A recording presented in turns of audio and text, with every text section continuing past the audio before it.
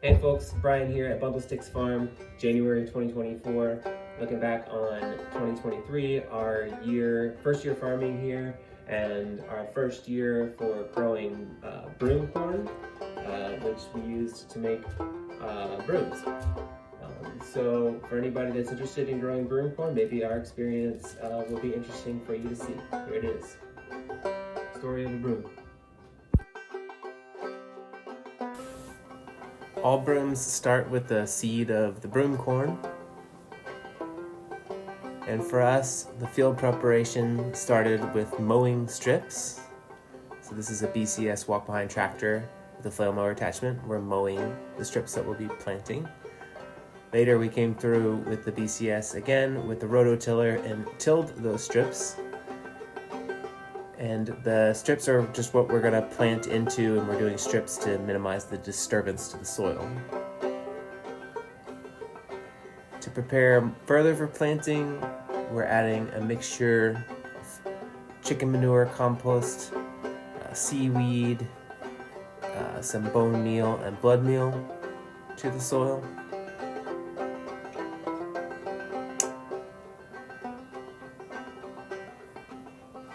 Next, it's time for planting. Here we have 2 earthway seeders bolted together through the axles so that the spacing between the rows stays very consistent, and that is important for weeding later so that the tools we use to weed come through and don't damage the plants. Here the top of the earthway seeders are taped together with a rod. There's the little baby broomcorns germinating. Look how cute they are, the little babies. And soon, of course, it's time to weed. We're using wheel hose here. We did 2 rows per bed, which meant a lot of weeding because we're weeding on the outside of each row and then again in between. Probably won't do that again. In-row weeding we're doing with a diamond hoe.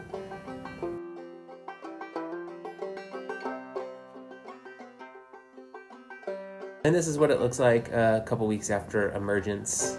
And there you have rows of broomcorn. There's a row of buckwheat coming up. Most of the pathways we mowed, but some we leave just to have some habitat. There's some buckwheat that we put in there just to have some flowers. This is me geeking out with the buckwheat because I love plants.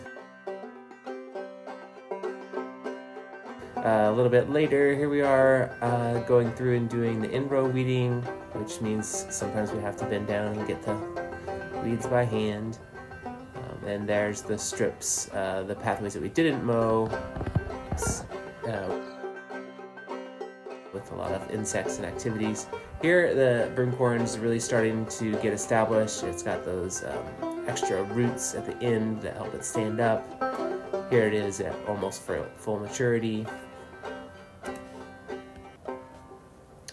There's just a beautiful shot of broomcorn in summertime for fun.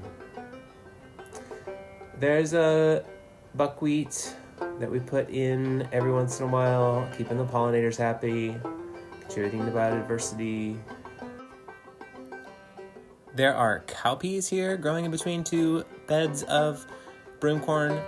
Cowpeas and broomcorn are native to the same spot on the earth in Eastern Africa. They've traditionally been grown together for thousands of years, so we have cowpeas in between some rows. We're growing cowpeas in a rotation with broomcorn, and we're collecting different varieties of cowpeas to see how they do and to taste the differences.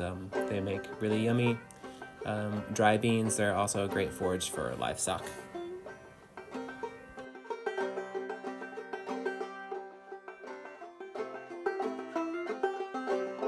There's sun hemp, a nitrogen fixing plants. There's sunflowers. We put a lot of sunflowers throughout the patch and around the patch on the windward side to protect the sorghum from wind, or broomcorn from wind. And here's the broomcorn just starting to flower. That is ready to harvest. We didn't harvest it then. We waited till later, but that is pretty much ready to harvest for brooms. There, it's starting to look like a broom, see? And there we started to harvest a little bit.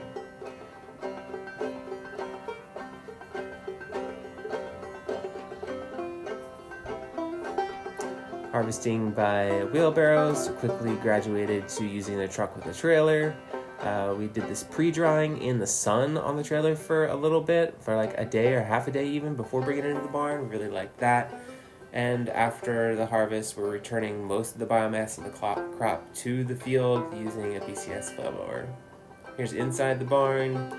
It's mostly dry. We've got it laid out on various types of racks and piles, just experimenting with how to keep it dry, keeping it straight. This is the madness of the barn, a 360. We're just learning our systems here. And then at the moment we're cleaning by hand. Here's scraping some broomcorn seed with a horse decomber, or horse comb. And there's a few of the first broom projects that we learned to make. Little hand whisks, some pot scrubbers. There's me with my very first broom made from 100% bundle stick farm grown broomcorn. And there we are at the Douglas City Farmers Market with the early brooms. And there's the broomcorn field with the cover crop on it, ready for winter. Got a mixture of some grasses and legumes and some mustards. And that's it. That's the farm year in review. Broomcorn 2023, our first year. Hey y'all, a couple of closing thoughts, a couple of lessons or just thoughts about our first year growing broomcorn. The first one is about planting date.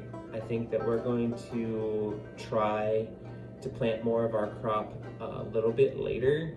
The first plantings that we did last year at the beginning of May took 10 days to germinate in the soil, and our later plantings a week or two later only took 2 days to germinate, and the ones that took 2 days to germinate were much easier to weed, and that's partly because they kind of got a jump start on the weeds, but also because with that extra time after the beginning of summer and before we planted it, we let the weeds germinate and then we killed them right before we planted. Secondly is the harvest date. We started to harvest ours when it was green, and I wish we had harvested a little bit more of it then, because it looks really clean and it makes fine brooms then, and when we waited until later, we only got more problems with insects and other things going on with the broomcorn. But on the other hand, waiting until later, we got these nice colors in this broomcorn, like the reds and kind of purples and darker yellows come out. So we'll probably do a mixture of both next year, but definitely do a lot more of the early harvest. Oh, and if you don't already know us, we are Bundle Sticks Farm.